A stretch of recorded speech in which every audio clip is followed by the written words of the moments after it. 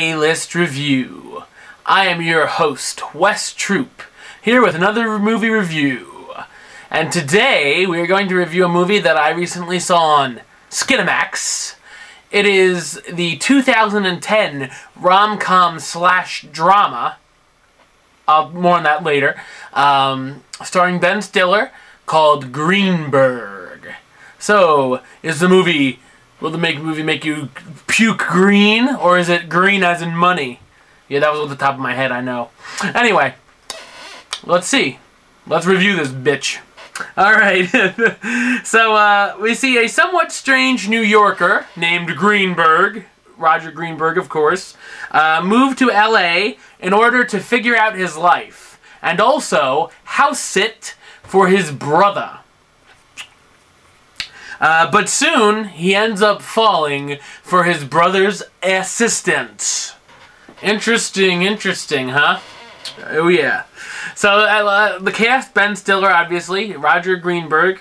We have Greta Gerwig, plays Florence Marr, the love interest, the assistant. The Lizard himself, from the new Spider-Man reboot, Rhys Ifans. Rise Effens? You know I always have problems with these freaking names. Jennifer Jason Leigh plays Beth. Haven't seen her in a long time. Brie Larson plays Sarah. And Juno Temple plays Muriel. Why am I doing this? I don't know. So, there's your cast, if that means anything. So here's what I thought of Greenberg. I thought Greenberg was more of a character study, really, more or less, than an actual film. And really, the character of Greenberg is very unlikable. You know, it's hard. He's very hard to like.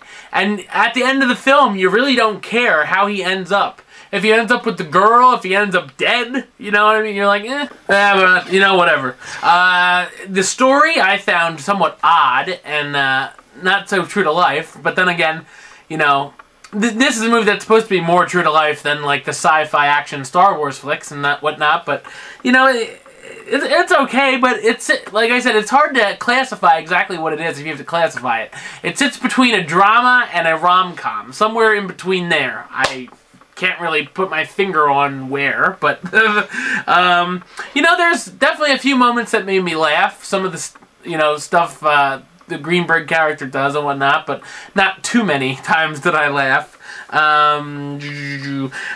Talk about the characters, since it's a good character study. Ben Stiller, I thought he played a great asshole. He was Brad Majors-ish. And he proves that he can hang in there with the other comedy actors who take a spin on things and try out some drama roles, but I enjoy Ben Stiller better in the comedy roles. You know, the critics like him in this, but like Dodgeball and Tropic Thunder, that's where it's at for me. I like his stupid roles. You know, I thought Greta Gerwig is good too.